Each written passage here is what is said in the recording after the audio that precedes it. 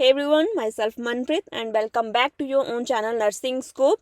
So we were discussing the most important MCQs for AIIMS NORCET, GMCH and all other nursing officer exams, and this is a part third of the series. So if you are visiting this channel first time, then please subscribe the channel so that you can receive all upcoming notifications, and please press the bell icon also. And along with this, you can follow us on Instagram, Facebook and Telegram. I'll put the link of all social media platforms in a description box and in the comment section too. Okay, so without wasting more time, let's start the video, and here is the first question.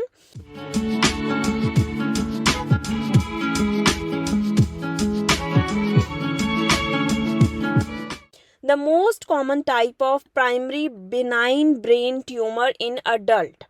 So most common type of primary benign brain tumour कौन सा हो सकता है? Meningioma, glioma, neurofibroma और pituitary adenoma. So primary का क्या मतलब है? जिसका ओरिजिन ब्रेन में ही हो.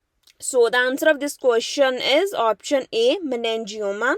सो इन केस ऑफ अडल्ट जो मेनिंजियोमा है, this is the most common benign intracranial tumour. And अगर आपसे यहाँ पूछा होता मेलिग्नेंट कौन सा ब्रेन ट्यूमर है मोस्ट कॉमन, देन आंसर होना था आपका ग्लायोमास. सो 78% केसेस में जो ग्लायोमा होता है वो मेलिग्नेंट ब्रेन ट्यूमर हो सकता है. उसके बाद जो ऑप्शन सी एंड डी है, न्यूरोफाइब्रोमा एंड पिट्यूटरी एडिनोमा, ये दोनों के दोनों ही बिनाइन ट्यूमर है, बट जो मोस्ट कॉमन यहाँ पे पूछा था तो आंसर बनना था meningioma. So pituitary adenoma and neurofibroma both are benign, and pituitary adenoma are the most common intracranial tumor after the gliomas and meningiomas. Okay जी. So the answer of this question is option A.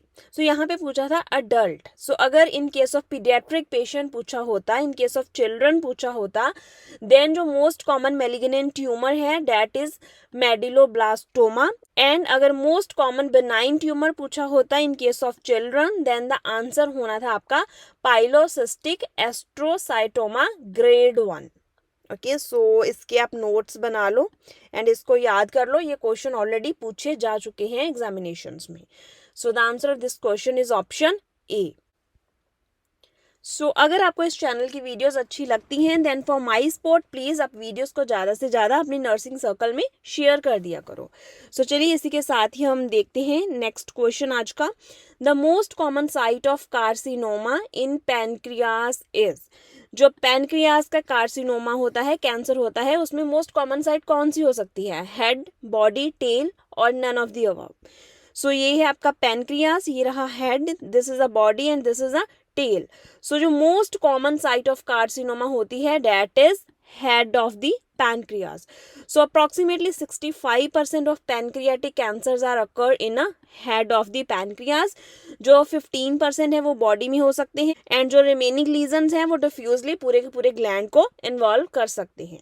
So the answer of this question is option A, head. So with this, moving towards the next question. A patient with status asthmatic is in severe respiratory distress, means कि breathing difficulty हो रही है, asthma का client है. So the nurse should maintain the client in which position? So कौन सी position देनी है in case of respiratory distress? The options are spine position, prone position, sideline position और sitting upright position. सो इस question को मैंने एक positioning वाली video बनाई थी, उसमें डिस्कस करा था कि कोई भी रेस्पिरेटरी डिस्ट्रेस हो, ब्रीदिंग डिफिकल्टी हो, आपने ऑलवेज जो पोजीशन देनी होती है फॉलोअर पोजीशन रेकमेंड करी जाती है. होता क्या है फॉलोअर पोजीशन में, जो आपकी चेस्ट एंड लंग्स हैं उनका मैक्सिमम एक्सपेंशन हो जाता है एंड ब्रीदिंग के लिए ईज हो जाती है. ठीक है. So Fowler position is a preferred position to combat the respiratory distress syndrome, because in this position gravity pull the diaphragm down and this allows the better chest and lungs expansion and breathing improve होती है इससे. So the right answer of this question is option D, sitting upright और Fowler's position. Okay, so with this, moving towards the next question. The most common cause of UTI. I hope इस question का answer आप सबको ही पता होगा. So the right answer of this question is option A, E. coli. E. coli is the most common cause of the urinary tract infection. Okay, so the next question is, the nurse should place a client being admitted to the hospital with suspected tuberculosis on what type of isolation? So suspected tuberculosis का client है कौन सी isolation पे आप उसको रखोगे, standard precaution use करोगे, contact precautions रखोगे, droplet precautions पे रखोगे, जहां आप एयरबॉर्न प्रिकॉशंस को यूज करोगे। सो आई होप इस क्वेश्चन का आंसर आपको पता होगा एंड पता होना भी चाहिए। सो जितनी भी मेजर डिजीज कंडीशंस हैं, इन्फेक्शियस डिजीज कंडीशंस, उनमें से हम कौन सी प्रिकॉशंस यूज करते हैं आपको पता होना चाहिए। सो बहुत ही इंपॉर्टेंट टॉपिक है ये अपने आप में ही, एंड इससे रिलेटेड एक फ्लैश कार्ड मैं इंस्टाग्राम चैनल पे डाल दूंगी। सो आप वहां पे जाके वो फ्लैश कार्ड जरूर देख लेना, इसमें से एक दो क्वेश्चंस तो पक्का फ्रेम होते हैं। सो अगर सस्पेक्टेड ट्यूबरक्लोसिस है, जहाँ कंफर्मेशन हो चुकी है ट्यूबरक्लोसिस की, देन आपने रखना होता है एयरबॉर्न प्रिकॉशंस पे क्लाइंट को। सो the right answer of this question is option D. So Instagram channel को आप पक्का फॉलो कर लो, उस पर मैं फ्लैश कार्ड्स इंपॉर्टेंट इसके रिलेटेड डाल दूंगी। So the next question is which nursing action can best prevent the infection from urinary retention catheter? So urinary catheter लगा हुआ है पेशेंट को, so इनमें से कौन सी इंटरवेंशन बेस्ट होगी to prevent the infection? Option A है क्लीनिंग ऑफ द पेरिनियम, ऑप्शन बी है encourage the adequate fluids, option C is irrigating the catheter once daily, and option D is cleansing around the meatus routinely. So cleaning the perineum, इससे infection prevent होती है, but जो बेस्ट यहाँ पे पूछा हुआ है, अगर बेस्ट पूछा जाए तो इसमें आएगा option D, cleaning around the meatus, because meatus ही एक ऐसा एरिया है, अगर वहाँ पे माइक्रो ऑर्गेनिजम्स इकट्ठा होने शुरू हो गए तो उनको बहुत ईजी पैसेज मिल जाता है यूरिनरी ट्रैक तक पहुँचने के लिए। So cleaning the meatus is very very important, and this is the best intervention to prevent the infection. So cleaning the urinary meatus and adjacent skin removes the accumulated bacteria, and this limits the possible introduction of microorganisms into the urinary tract. Okay, although cleaning the perineal area is helpful, but it is actually the organism closest to the meatus that gain entry into the urinary tract first. So perineal area, perineal care भी करनी है आपने, but जो most important और best level of prevention है, that is cleaning the meatus. Okay, because meatus से ही urinary tract में organism enter होंगे. So next है encouraging the adequate fluid intake. Yeah, so encouraging the adequate fluid intake prevent the urinary stasis and subsequently will prevent the infection, but यहाँ पे best level पूछा है, best intervention पूछी है, तो उसका आंसर बनेगा option D. And irrigation of catheter can lead to the introduction of microorganisms into the urinary tract, so this is not an appropriate intervention. So the right answer of this question here is option D, cleaning the meatus routinely. So next question देखते हैं। Next question is, a nurse is differentiating between cephalohematoma and caput succedaneum. So what finding is unique to the caput succedaneum? So caput succedaneum के regarding क्या unique है, क्या सही है, वो आपने फाइंड आउट करना है इस क्वेश्चन में से। सो देखो, जो सेफलोहेमेटोमा है, कैपुट सक्सीडेनियम है, दोनों के दोनों ही ब्रेन इंजरीज हैं। सो जो कैपुट सक्सीडेनियम है, यहाँ पे आप देखोगे तो ये सुपरफिशियल है, बाहर की जो लेयर है वहाँ पे क्या है, ओडिमा हुआ है। बट जो सेफलोहेमेटोमा है, यहाँ पे क्या है, ब्लड कलेक्ट होता है बिटवीन दी पेरियोस्टियम, ये है periosteum, and this is a skull bone.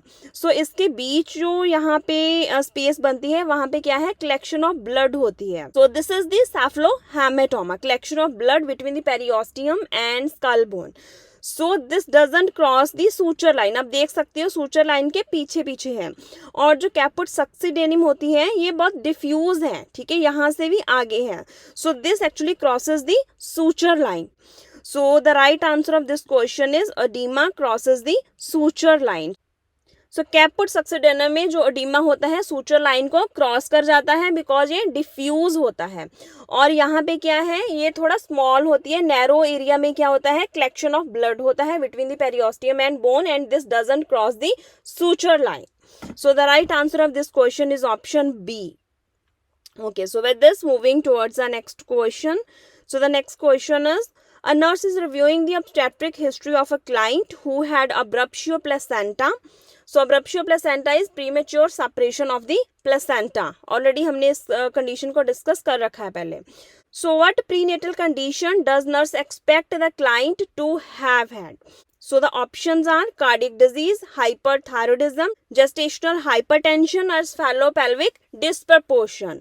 So जो इनमें से कंडीशन बन सकती है that can lead to the abruptio placenta, that is the gestational hypertension, high BP.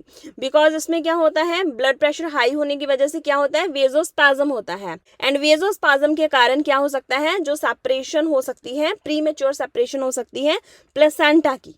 So the right answer of this question is option C. So next question is, a pregnant client with severe preeclampsia is receiving IV magnesium sulfate so that to prevent the seizures.